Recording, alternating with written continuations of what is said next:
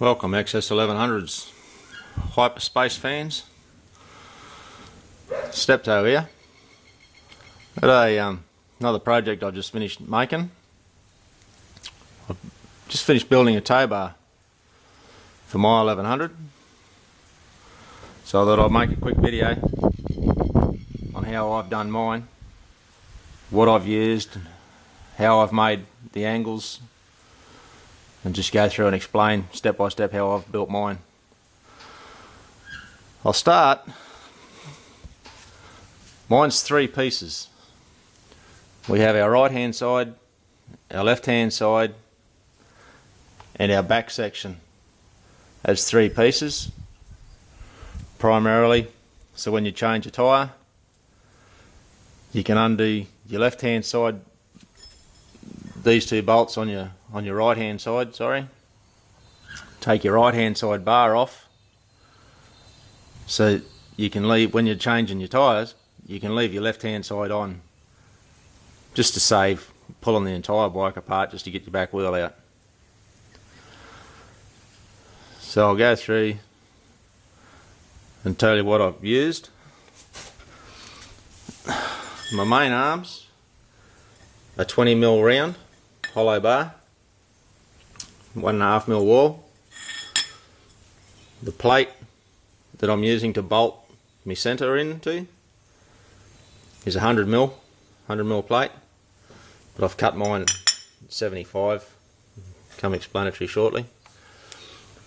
I'm using 50mm by 6mm for my tongues to go in the end of your pipe, and you just cut that at various lengths as to how deep you want it, or you can cut it that way and come this way, but that's a lot of metal that way. And for my centrepiece on the back, I'm using 65 by 65 by 6mm angle. You can say it's heavy. It is heavy. I over engineer everything. You don't want this sort of thing bending and twisting and moving on you, so it's got to be solid. So we'll go to the drawing, I guess. We'll get some measurements down. So what we have here to start with, centre foot peg bolt, rear foot peg to rear foot peg on the inside of your casting for your mount is 380mm. Your 180mm here, foot peg to shock absorber bolt, which is where your swing arm's going to swing through, so you need that clear.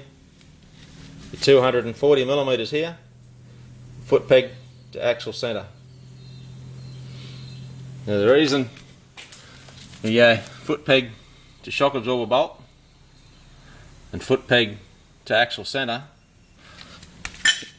is when you bend your bar, you need your swing arm to be able to move through. It might sound dumb, but it's not always obvious. If I had my time again, because as you can see, you're just clear enough, but it's pretty close. If I had my time again, I've bent mine at the 180mm at the shock absorber. I'd bring mine down to the 240, maybe do even 250, and then come in, and that way your entire swing arm is clear. But I didn't sit down for, I only sat down for 3.5 hours instead of 3 hours and 35 minutes and thought of that.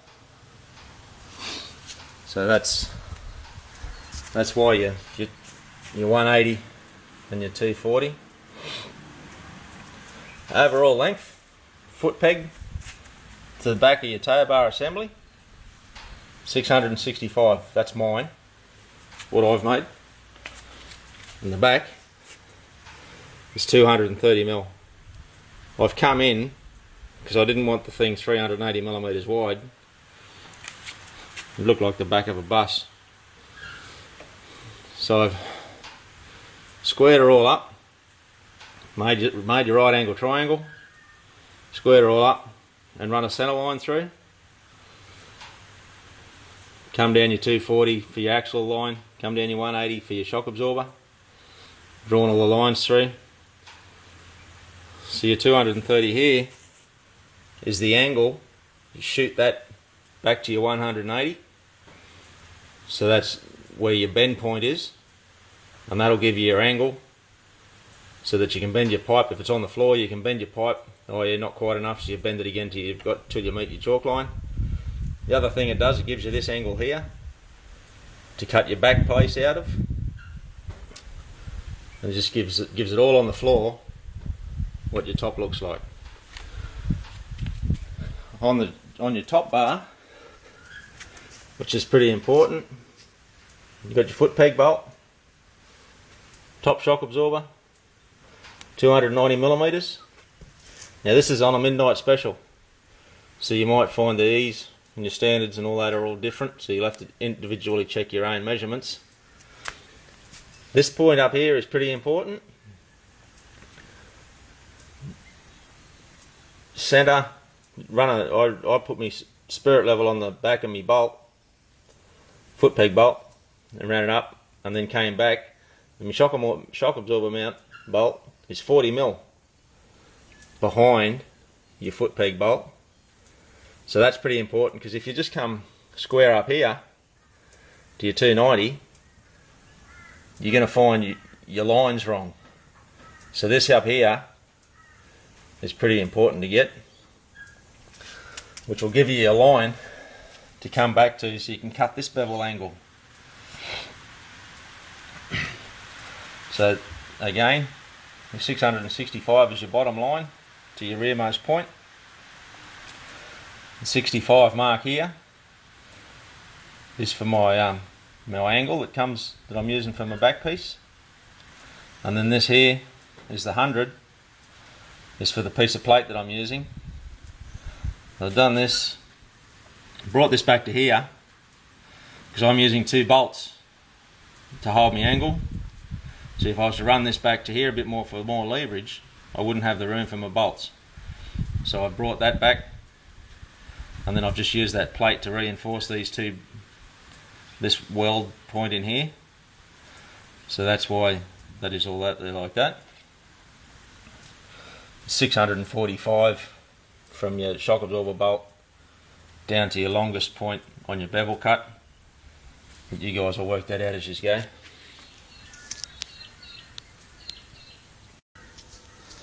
Now the way I'll cut my tongues into the pipe, just sort of picked a figure out of the air, looked at it and gone, yeah, that's got to be a strong enough weld. So I've come down 25mm from the end of my pipe, centre popped it, and drilled a 6mm hole through the pipe first, and then I grabbed my angle grinder, and then you cut this end out of your pipe to meet your hole. If you did it the other way around, went through and cut your pipe first, you're sitting there trying to work out how to get that piece you've cut. I think I've got a bit here somewhere. If you put that in there, you cut that, and it comes into the end here, you're trying to work out how to cut that out. So that's why I drilled it first, and then put your tongue in. Now the other thing doing this tongue, you don't want your hole back here at the end of your pipe. You want to give yourself some clearance. So from the end of your pipe, work out where you're going to push that, how far you're going to push that in. I came back out here 20mm, and then came out and put my hole. So from the back of your hole to the end of your tongue is 45mm. That's mine. So when you've done that, cut your tongue, drilled your hole, welded it all together. From there, you can come from the back of your hole down your 180 or your 240mm, and that'll give you your mark for your bend point. So if you try and do that, if you take your pipe without all your tongue and everything on it, you're going to get your measurement wrong. So I built mine as I went, pipe, tongue, hole, then measured back your 180, marked it, and that's where you bent your pipe. That's how I did that. Now, as far as your back piece goes, or the back of your tow bar, this is your one piece. You got your side arms are bolted, left and right. Your two big bolts. I've used 10.9s, 12mm. So your 10.9 is a couple of steps up from your grade 8 high tensile. Now the other thing with your right hand side of your bike is when you come off your foot peg, you bend it around the end of your swing arm and your shock absorber bolt and bring it back in again. The only hiccup I had was if you ran this bar straight through here to this point down the bottom, you were sitting clean right over the top of your banjo bolt. And then when you swung your suspension, your bolt was actually tapping the top bar. So as you're building it up, you'll have to bend this out to clear your brake caliper and your banjo bolt. But that's the only thing. Now one other little bit that I did make was when I'll sit down so you can see. Once I got this together where I wanted it to go, tacked it together, tacked this down here, everything was sitting where I needed it to go. This plate, what I didn't want to do was just weld this plate like that, because you'd end up with a really dicky weld, trying to weld right down in that little joint right down the bottom. So what I did is I cut 6mm out of the side of your pipe all the way along, and then I'll cut down the back, through the back there, so that the pipe sat, so your plate sat inside your pipe, and it turned this joint here into a 90-degree angle that you could really sink your welding rod into and get a good strong weld, and around here as well. So that's how I've done that and why I've done that. As to that, the bottom bar is alright because it's right open. Like when you cut your tongue into your pipe, up the top your pipe's open. So on your top bar here, I've still yet to do it, I just realised, if you drill a hole in the bottom of your pipe, that way all your water, when you wash your bike in the rain, your pipe can stay open and this joint in here won't rust out. That, or you just jam a whole pile of elastic up the end of your pipe on your top bar so it stays empty and dry. So that's pretty much her. Don't worry about that, that's another video altogether. But yeah, you guys will have your tow balls in here, whether you use angle or you use flat. All of this little bit in here is up to yourselves what you do. Only other thing, the exhaust pipe. Mine used to come up here, run up through here, but with your bar in the road, you had to reposition your muffler. So all I did, still using my rubberized point, just made a small extension and just laid the pipe down, picked up your old exhaust bracket. I wanted to bring it right out and up again, but there's not enough pipe on mine. There's not enough pipe in here that I can bring this right up and out. I'd have to make an extension and it'd look a bit dicky, so I didn't. So that pretty much is her. Bit of a quick walk over. I'll take it for a test run yet.